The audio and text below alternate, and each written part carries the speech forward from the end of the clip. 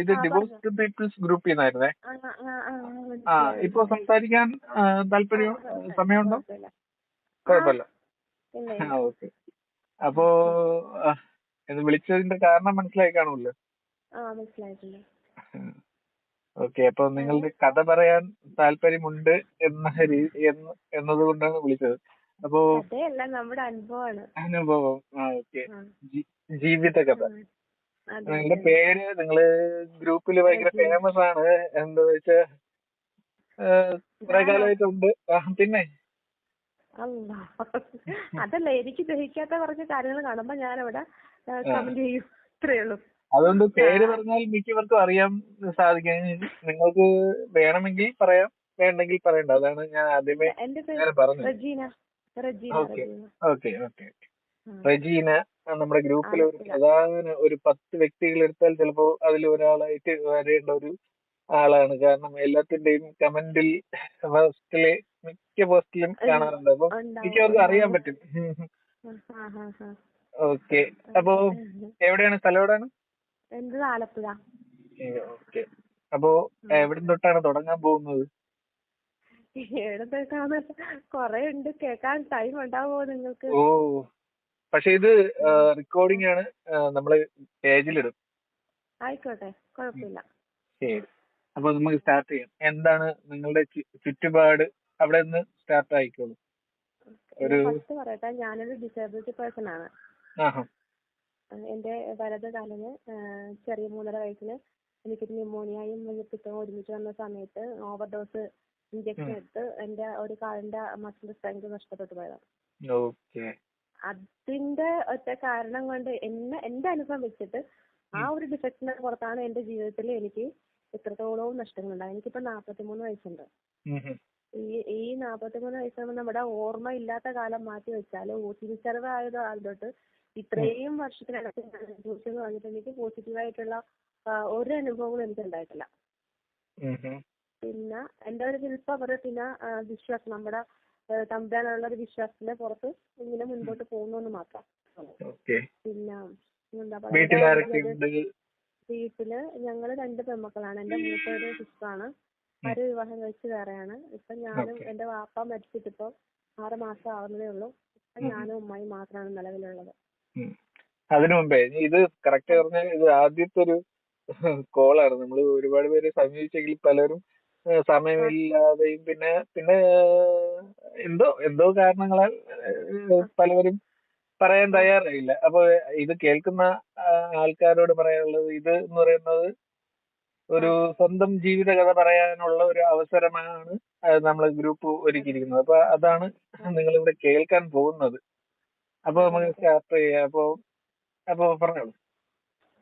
ഞാന് എന്താ തുറന്ന് പറയാന്ന് കേൾക്കുമ്പോൾ പക്ഷെ എനിക്ക് മനസ്സിലാവും. ഞാൻ അനുഭവിച്ച പിന്നിട്ട കുറെ കാര്യങ്ങൾ, അത് ഇനിയുള്ള തലമുറകളിലെങ്കിലും അങ്ങനെ അവര് പ്രവർത്തിക്കരുതെന്നും മറ്റുള്ള ഒരു സ്ത്രീ ചെന്ന് ചാടരുതെന്നും ഉള്ളൊരു കൂടിയാണ് ഞാൻ ഈ പറയുന്നത്. കാരണം നമ്മൾക്ക് ഓരോ റേഞ്ച് ഇവിടെ ചെറിയ റേഞ്ചിന്റെ പ്രോബ്ലം ഉണ്ട്. ഇപ്പൊ ഓക്കെ ആണോ? എന്താ വെച്ചാല് നമുക്ക് ഇപ്പൊ എന്റെ ഒരു കാഴ്ചപ്പാട് വെച്ചാല് ഇങ്ങനെ കാരണം കൊണ്ടിട്ട് കട്ടാവുന്നുണ്ടോ? ഇപ്പൊ റേഞ്ച് ആയിരിക്കും വില്ലനായി വരുന്നത്. ഇത്രതാണ് ടൈമിംഗ് ആണ് ഇല്ല, റേഞ്ച് വില്ലനായിട്ട് വരുന്നത്. ഇപ്പൊ കേക്കാവോ? ഓക്കെ. എന്ന് വെച്ചാൽ ഞാൻ പറഞ്ഞിരുന്നത്, ഇപ്പോഴത്തെ ജനറേഷന് കുഴപ്പമില്ല. പക്ഷെ എന്റെ കാലഘട്ടത്തിലുള്ള ഒരു എന്ന് വെച്ചാൽ നമുക്ക് ശാരീരികമായ എന്തെങ്കിലും ഇഷ്യൂസ് ഉണ്ടെങ്കിൽ നമുക്ക് എന്തിന് എവിടെയും ചെന്നൊരു ഇൻകേസ് ഒരു ഫംഗ്ഷൻ ആണെങ്കിൽ പോലും നമ്മൾ അവോയ്ഡ് ചെയ്യുന്ന ഒരു സിറ്റുവേഷനിലൂടെ കവർ ചെയ്തു വന്ന ഒരാളാണ് ഞാൻ. അതുകൊണ്ട് തന്നെ നമ്മുടെ ഉള്ളിൻ്റെ ഉള്ളിൽ നമ്മളെ ആഗ്രഹങ്ങൾ നമുക്ക് എങ്ങനെയെങ്കിലും നേടിയെടുക്കണം, അങ്ങനെയൊക്കെ അതിനെ കുറേയൊക്കെ വിട്ടുവീഴ്ചകൾ ചെയ്യും. അങ്ങനെയൊക്കെ ഞാൻ എൻ്റെ ലൈഫിൽ ഉണ്ടായിട്ടുണ്ട്. എൻ്റെ വിദ്യാഭ്യാസം ഞാൻ 10ാം ക്ലാസ് പാസ്സായി. അതിനുശേഷം കുറേ കമ്പ്യൂട്ടർ കോഴ്സുകൾ പഠിച്ചു എന്നുള്ളതല്ലാതെ വിദ്യാഭ്യാസത്തിൽ പോലും എനിക്ക് വിജയം കൈവരിക്കാൻ പറ്റില്ല. കാരണം കാരണം എനിക്ക് ഇഷ്ടപ്പെട്ട ഫീൽഡിലേക്ക് എന്നെ വിടാനായിട്ട് എൻ്റെ പാപ്പായ്ക്ക് ഒന്നേക്ക് വൈകല്യം ഉള്ളത് കാരണം കൂടെ അത് പറ്റത്തില്ല. അങ്ങനെ പറഞ്ഞ് എന്നെ എല്ലായിടത്തുനിന്നും ഒഴിച്ചൊഴിച്ച് നിന്ന ഒരു അനുഭവമായിരുന്നു എനിക്ക്. അതിന് കവർ ചെയ്ത് പിന്നെ ഒരു 35-ാമത്തെ വയസ്സിലായിരുന്നു എനിക്ക് എന്റെ വിവാഹം. നിങ്ങളുടെ 35-ാമത്തെ വയസ്സിലോ? ആ, 35-ാമത്തെ വയസ്സിലായിരുന്നു എന്റെ വിവാഹം. ഈ കാരണം കൊണ്ട് തന്നെയാണോ ലേറ്റ് ആയി പോയത്? എന്തോ? അതെ ഈ അതെ കാരണം ഇത് തന്നെ. അതെ. പിന്നെ അതിന്റെ മുമ്പ് സാമ്പത്തിക ഇഷ്യൂസ് ഉണ്ടായിരുന്നു. കാരണം നോർമലി ഒരു പെണ്ണിനെ വിവാഹം കഴിക്കുമ്പോൾ തന്നെ നല്ല രീതിയിൽ ഡവറി കൊടുക്കും. കാരണം മുസ്ലിം കാസ്റ്റില് പ്രത്യേകിച്ചും ഡവറി ഇമ്പോർട്ടന്റ് കൊടുക്കുന്ന ഒരു സമുദായമാണ് ഞങ്ങളുടെ. അതുകൊണ്ട് അതിനകത്ത് ശാരീരിക ഇഷ്യൂസ് ഉള്ള ഒരു പെണ്ണും കൂടി ആകുമ്പം അതിനെ കവർ ചെയ്യുന്ന ഭാഗത്തിന് നമ്മൾ കൊടുത്താൽ വെട്ടിക്കൊണ്ട് പോകാൻ ആൾക്കാരുണ്ടെന്നുള്ളൊരു കാഴ്ചപ്പാടുള്ള ഒരു പറ്റം ആൾക്കാർ. അത് കൊടുക്കാനുള്ള ഒരു സാമ്പത്തിക ശേഷി എന്റെ വീട്ടിലില്ലാത്തത് കൊണ്ടും എന്നെ പോലുള്ള പെൺകുട്ടികൾക്ക് കുടുംബജീവിതം അർഹരല്ല എന്ന കാഴ്ചപ്പാടിലൂടെയുള്ള ഒരു മുൻകൂട്ടിയുള്ള ഒരു പ്രൊഡിക്റ്റാണ് എന്റെ ലൈഫ് അത്രയും താമസിച്ചു പോയത് ഒരു ജീവിതത്തിലേക്ക് എത്തിപ്പെടാനായിട്ട്. ഓക്കെ. അപ്പൊ ഈ ഒരു 18 വയസ്സൊക്കെ കഴിയുമ്പോ നിങ്ങൾക്ക് സ്വാഭാവികമായിട്ട് തോന്നുമല്ലോ ഒരു പുരുഷൻ അല്ലെങ്കിൽ ഒരു പ്രണയം അല്ലെങ്കിൽ ഒരു ആത്മീയത വേണമെന്നത് സ്വാഭാവികമായി തോന്നുമല്ലോ. അപ്പൊ വീട്ടുകാർക്കൊന്നും പറഞ്ഞിട്ടില്ലായിരുന്നു? പറയണ്ട, അവർക്ക് മനസ്സിലാവേണ്ടതാണ്. അല്ലെങ്കിൽ തന്നെ ഇത്രയും കാലം നമ്മളൊരു ഗ്യാപ്പ് ഇടുമ്പോ ആരും ആലോചിച്ച് വരാൻ അവർ ശ്രമിക്കുകയോ ഒന്നും ചെയ്തിട്ടില്ല? ഇല്ല. ശ്രമിച്ചിട്ടില്ലെന്ന് ചോദിച്ചാല് പിന്നെ എന്നേക്കാൾ ഒരു വട്ടം ഒരു പ്രപ്പോസൽ എനിക്ക് വന്നാൽ എങ്ങനെയാണെന്ന് അറിയാമോ? ഹെൽത്ത് വൈസ് ഓക്കെ ആയ ഒരു പ്രപ്പോസൽ വന്നാൽ അവർ സംശയത്തോടെയാണ് അതിനെ വീക്ഷിക്കുന്നത്. എന്തിനാണ് വരുന്നത്, ഇങ്ങനെ അവർക്ക് വേറെ നല്ലൊരു ബന്ധം കിട്ടാഞ്ഞിട്ടാണോ എന്നെ പോലെ ഒരു പെണ്ണിനെ സ്വീകരിക്കുന്നതെന്നുള്ള ഇത് കാരണം കൊണ്ട് ആരും അതിന് വലിയ ഇമ്പോർട്ടന്റ് കൊടുത്തിട്ടില്ല. അതെന്തോ ഒരു ചതിയാണെന്നുള്ള ലെവലിലേക്ക് അങ്ങ് എടുക്കാം. പിന്നെ ഒരെണ്ണം വന്നിരുന്നു. വന്നിരുന്നത് അതാ വലിയൊരു വിറ്റാണ്. അതാ വാപ്പായും ഉമ്മായും വന്ന് എന്നെ കണ്ടിട്ട് ഞാൻ എന്റെ കാലിൽ സപ്പോർട്ട് ഇട്ടിട്ടാണ് ഞാൻ നടക്കുന്നത്. അത് നടക്കുമ്പോൾ എനിക്ക് ആരും ഡിപ്പെൻഡ് ചെയ്യേണ്ട കാര്യമില്ല. അപ്പൊ അവര് പറഞ്ഞു നടക്കണം, ഈ കാലിലുള്ള സപ്പോർട്ട് ഊരിയിട്ട് നടന്ന് കാണിക്കണം. എന്താന്ന് വെച്ചാല് അവരുടെ പയ്യന്റെ കൂടെ ഞാൻ പോയാല് ആരെങ്കിലും കുറ്റം പറയുമോ എന്ന് അവർക്ക് അറിയണം. മനസ്സിലായോ? അപ്പൊ ആ ചെറുക്കനുള്ളൊരു ഫാൾട്ട് എന്ന് വെച്ചാൽ നാക്ക് തിരിയത്തില്ല, സംസാരത്തിൽ ഉണ്ടെന്നാണ് പറഞ്ഞത്. അപ്പൊ എന്നോട് അതും പറയുന്ന ഈ ചെറുക്കന്റെ വാപ്പായാണ് പറയുന്നത്. ഞാൻ തുറന്ന് പറയുന്നതാണ്. കാരണം സ്ത്രീയും പുരുഷനും എന്റെ ലൈഫിൽ വില്ലന്മാരായിരുന്നു. എങ്കിലും പുരുഷന്മാരാണ് ഏറ്റവും കൂടുതൽ എന്റെ ലൈഫിൽ വില്ലന്മാരായേക്കുന്നത്. ഈക്വൽ ആണ്, എങ്കിലും ഒരുപടി മുന്നേ പുരുഷന്മാരാണ്. അപ്പൊ എന്നോട് ഇങ്ങനെ നടന്ന് കാണിക്കണമെന്ന് പറയുന്നതും ഈ ചെറുക്കന്റെ ഫാദറാണ്. അപ്പോഴീ തള്ള പറയുന്നത് അയ്യോ വേണ്ട. ഇതെല്ലാം ഈ ആക്ടിങ് എല്ലാം കഴിഞ്ഞ ശേഷമാണ് പറയുന്നത്. എന്താ സംഭവം എന്ന് വെച്ചാല് ഈ പയ്യന് ഓട്ടിസം ഉള്ള പയ്യനാ. മനസ്സിലാക്കണം നിങ്ങൾ. ഈ ഓട്ടിസം ഉള്ള പയ്യന്റെ കൂടെ ഞാൻ പോയാൽ അവർക്ക് വൃത്തികളുണ്ടാവുമെന്ന് അറിയുമ്പോഴാണ് എന്നോട് ഇങ്ങനൊരു ഇതായിട്ട് വന്നത്. അപ്പൊ മനസ്സിലായോ? അപ്പം ഇങ്ങനെ വൈകല്യം ഉണ്ട് എന്ന് പറഞ്ഞപ്പോഴത്തേക്കും വീട്ടുകാർ കാണാന്നൊക്കെ പറഞ്ഞു. എപ്പോഴും ഇങ്ങനെ ഇതാ വൈകല്യം എന്നുള്ളവരെ അറിയുന്നില്ലായിരുന്നു. പിന്നീടാണ് ഓട്ടിസം ആണെന്നറിയുന്നത്. ഓട്ടിസം ആണെന്ന്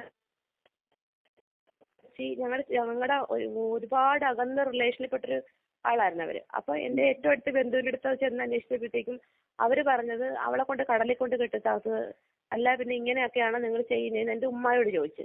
അപ്പോഴും എന്റെ വാപ്പ പറഞ്ഞത് ചിലപ്പോ കല്യാണം കഴിഞ്ഞ് കഴിയുമ്പോൾ അത് മാറുമായിരിക്കും. അത്ര നോളജ് ഇല്ല, അത് അറിയുന്നില്ല എന്താണ് ഇവർക്ക് കറക്റ്റ് ഉള്ളതെന്നുള്ള. മനസ്സിലായോ? അപ്പൊ അങ്ങനെയുള്ള ഒരാൾക്ക് ആള് വില്ലിങ് ആയി വന്നാൽ എന്നെ കെട്ടിച്ചു കൊടുക്കാം എന്നുള്ള ഒരു കാഴ്ചപ്പാടായിരുന്നു. പക്ഷെ അത് ഏകദേശം ഒരു 28 വയസ്സൊക്കെ ഉണ്ടാവും ആ സമയത്ത്. അപ്പൊ അതിനു മുമ്പൊന്നും എനിക്ക് കല്യാണം എന്നുള്ള ഒരു ഇതുപോലെ എന്റെ വീട്ടില് അങ്ങനെ വന്നിട്ടില്ല. എന്റെ വീട്ടിൽ നിന്നല്ല ആരും. എന്റെ ഫേസ്, അതായത് ഞാനിപ്പോ എങ്ങോട്ടും നടന്നു പോണു, പരിചയക്കാരായിരിക്കും അല്ലെങ്കിൽ എവിടെയെങ്കിലും വെച്ച് കണ്ടുമ്പോ വാപ്പാടെ ഉമ്മയുടെയൊക്കെ പണ്ടത്തെ പരിചയക്കാരായിരിക്കും, അങ്ങനെ ആരെങ്കിലും ആയിരിക്കും, ഏജ് ആയിട്ടുള്ളവരാണേ. നമ്മളെ കാണുമ്പോഴത്തേക്ക് ഫാമിലി ബാക്ക്ഗ്രൗണ്ട് ഒക്കെ ചോദിച്ചു കഴിയുമ്പോഴത്തേക്കും കല്യാണം കഴിഞ്ഞ അയ്യോ അതിന് കല്യാണം കഴിക്കാൻ പറ്റത്തില്ല, അതിനെ ആര് കെട്ടാനാ? മനസ്സിലായോ? ഇങ്ങനെയൊക്കെ കുറെ നമ്മുടെ മുഖത്ത് നോക്കി ഇങ്ങനെയൊക്കെ ചോദിക്കുമ്പോൾ ഉള്ള ഒരു ഫീലിങ്സ് മനസ്സിലാക്കണം. പിന്നെ ബന്ധുപക്ഷാദികളിൽ നിന്നും ഇന്നത്തെ കാലത്ത് ആൾക്കാരുണ്ടല്ലേ? തീർച്ചയായിട്ടും ഞാൻ അനുഭവിച്ചിട്ടാണ്. ഞാൻ പറഞ്ഞില്ലേ, ഞാൻ അവിടെ നമ്മുടെ ആ ഗ്രൂപ്പില് ഓരോരുത്തരും ഓരോ കമന്റ് ഇടുമ്പോഴും ഇതെല്ലാം ഞാൻ അനുഭവിച്ചിട്ടുള്ളതാണ്. അതുകൊണ്ട് അതിന് വ്യക്തമായ മറുപടി നൽകാൻ പറ്റുന്ന അവിടെ. മനസ്സിലായോ? അപ്പം ഉണ്ടോ എന്ന് ചോദിച്ചാൽ അനുഭവത്തിന്റെ വെളിച്ചത്തിൽ നിന്ന് പറഞ്ഞല്ല, അത് ക്രിയേറ്റ് ചെയ്ത് പറയുന്നതല്ല ഞാൻ. എനിക്ക് അതിന്റെ ആവശ്യമില്ല. ഇങ്ങനെ മുഖത്ത് നോക്കി ചോദിച്ചിട്ടുണ്ട്. ഇതിനൊക്കെ നീ കല്യാണം കഴിക്കാൻ പറ്റുമോ? അല്ലെങ്കിൽ നിന്നെ ആര് കെട്ടാനാ? അല്ലെങ്കിൽ നിന്നെ കെട്ടുന്നത് നിന്നെ പോലെയുള്ള ഒരാൾ, അല്ലെങ്കിൽ നിന്നേക്കാൾ അവശനായ ഒരാള്. മനസ്സിലായോ? അങ്ങനെയാണ് ചിന്തിക്കുന്നത്. അപ്പൊ നമ്മൾ കല്യാണം ഇങ്ങനെ സ്വാഭാവികമായിട്ടും എന്തെങ്കിലും വൈകല്യമുള്ള ആണായാലും പെണ്ണാണെങ്കിലും ഓപ്പോസിറ്റ് വരുന്ന പാർട്ട്ണർക്ക് ഹെൽത്ത് ബേസ് ഓക്കെ ആയിരിക്കണമെന്ന് ആഗ്രഹിക്കും, ഇല്ലേ? കാരണം ഒരാൾ താങ്ങുന്ന സമയത്ത് ആൾക്ക് താങ്ങാനായിട്ടാണ് നമ്മൾ ആഗ്രഹിക്കുന്നത്. രണ്ടുപേരും ഒരേ ഈക്വൽ ആയിട്ടുള്ള ഡിഫക്റ്റ് ഉള്ളവരാണെങ്കിൽ രണ്ടുപേരിൽ ആരെങ്കിലും ഒരാൾ എന്തെങ്കിലും സംഭവിച്ചാൽ ആരെ താങ്ങും? അപ്പൊ അങ്ങനെ ഒരു ഇതുണ്ട്. അപ്പൊ അതുകൊണ്ട് സ്വാഭാവികമായിട്ട് നമ്മൾ അങ്ങനെയല്ല ആഗ്രഹിക്കത്തില്ല. ആ ഒരു ആഗ്രഹം അധികപ്പറ്റാണെന്നാണ് എല്ലാവരും എന്നിൽ അടിച്ചേൽപ്പിച്ചേക്കുന്ന ഒരു കാര്യം. അപ്പോഴേ ഏകദേശം 30 ആയപ്പോ ഏകദേശം വിവാഹം എന്ന സ്വപ്നമൊക്കെ ഏകദേശം ഉപേക്ഷിച്ച് തുടങ്ങിയ ഒരു കാലഘട്ടം. ഉപേക്ഷിച്ചു. അതെ ഉപേക്ഷിച്ചു. പിന്നെ എന്റെ മനസ്സിൽ ഞാൻ ഈ സോഷ്യൽ മീഡിയയിൽ കൂടുതൽ ആക്റ്റീവായ കാരണം കൊണ്ടിട്ട് എനിക്ക് പിന്നെ അന്നത്തെ അതായത് ഓർക്കൂട്ടൊക്കെ സ്റ്റാർട്ട് ചെയ്യുന്ന കാലം തൊട്ടേ ഞാൻ സോഷ്യൽ മീഡിയ യൂസ് ചെയ്യുന്ന ആളാണ്. അപ്പൊ ആ സമയത്ത് തന്നെ പ്രവാസി മലയാളീസിന്റെ ഒരു സ്വപ്നക്കൂടം എന്ന് പറഞ്ഞൊരു സൈറ്റ് ഉണ്ടായിരുന്നു. ആ സൈറ്റിൽ ഞാൻ ജോയിൻ ചെയ്തു. അപ്പൊ അതിനകത്ത് നമുക്ക് എന്തെങ്കിലും ആക്ടിവിറ്റീസ് ഒക്കെ ഉണ്ടെങ്കിൽ നമുക്ക് അതിനകത്ത് പ്രസന്റ് ചെയ്യാം. അങ്ങനെ കുറെ കാര്യങ്ങൾ ഉണ്ടായിരുന്നു. അപ്പൊ അതിനകത്ത് ഞാനിങ്ങനെ ബ്ലോഗ് പോലെ കുറെ കാര്യങ്ങളൊക്കെ എഴുതിയിട്ടിടുമായിരുന്നു. അപ്പൊ അതിലൂടെ എന്നെ തിരിച്ചതുപോലെ പലർക്കും ഇങ്ങനെ എന്നെ കുറിച്ച് അറിയാനുള്ള ക്യൂരിയോസിറ്റി വന്ന് അങ്ങനെ എന്നെ അതിന്റെ അഡ്മിൻ കോൺടാക്ട് ചെയ്യും. അങ്ങനെ എനിക്ക് അതിനുള്ള കുറേ റിലേഷൻഷിപ്പ് കിട്ടിയിട്ടുണ്ട്, നല്ല ജെന്യൂൻ ആയിട്ടുള്ള. അതായിരുന്നു എന്റെ ലൈഫിലെ ടേണിംഗ് പോയിന്റ്. കാരണം എന്റെ കൂട്ടത്തിൽ, എന്റെ ഫാമിലിയിലും എന്റെ ഫ്രണ്ട്സിന്റെ കൂട്ടത്തിലും എന്നെ ഈ ഒരു ഡിഫക്റ്റിന്റെ പുറത്ത് എന്നെ അകറ്റി നിർത്തിയ സമയത്ത് ഞാൻ സോഷ്യൽ മീഡിയയിലൂടെ പരിചയപ്പെട്ട കുറെ കാണാത്ത മുഖങ്ങള്, കേൾക്കാത്ത സ്വരങ്ങള്, ഇങ്ങനെയുള്ള കുറെ വ്യക്തികൾ എന്റെ എഴുത്തിലൂടെ എന്നെ ചേർത്ത് പിടിച്ച കുറെ ആൾക്കാരുണ്ട്. അത് കുറെ വർഷങ്ങൾക്ക് ശേഷം ഞങ്ങൾ മീറ്റ് ചെയ്തിട്ടുണ്ട്. 100 പേരുണ്ടായിരുന്നു. ഈ 100-ൽ 99 പേരും എന്റെ ഡിഫക്റ്റിനെ അക്സെപ്റ്റ് ചെയ്തിട്ട് എന്നെ ഒരാളെ കാണാനുള്ള ക്യൂരിയോസിറ്റിക്ക് എന്റെ ആലപ്പുഴയിൽ മീറ്റിംഗ് കറക്റ്റ് ചെയ്തിട്ട് ഇവിടെ വന്നിട്ടുണ്ട്. ഈ 99 പേരും പ്രവാസികളാന്ന് ഓർക്കണം. അവരുടെ ഫാമിലികളും. അപ്പൊ അവര് അതിലൂടെയാണ് ഞാൻ ശരിക്കും ഒരു കോൺഫിഡന്റ്, എന്റെ ഉള്ളിലുള്ള ഒരു കോൺഫിഡന്റ് സ്ട്രെങ്ത് വെച്ചത്. അതുവരെയും അപ്പൊ അങ്ങനെ പോയി സമയത്താണ് ഞാൻ ഈ നർഗീസ് ബീഗോ എന്ന് പറഞ്ഞ ആ പുള്ളിക്കാരത്തിനെ അറിയോ? സോഷ്യൽ മീഡിയ ഇത്താടെ ഓരോ പോസ്റ്റുകളും ഫോളോ അപ്പ് ചെയ്തിട്ട് എനിക്ക് അതേപോലെ ജീവിക്കാൻ ആഗ്രഹിച്ചിരുന്ന ഒരാളാണ് ഞാൻ. ആ ഒരു വഴിയിലൂടെ പോണം എന്ന് സഞ്ചരിച്ചൊരു സമയത്താണ് യാദൃശ്യമായിട്ട് ഞാൻ ഉണ്ടായിരുന്നു. എറണാകുളത്ത് വർക്ക് ചെയ്യുന്നുണ്ടായിരുന്നു. എറണാകുളത്ത് ആലപ്പുഴയിലൊക്കെ ഞാൻ വർക്ക് ചെയ്യുന്നുണ്ടായിരുന്നു. അപ്പൊ ആ സമയത്ത്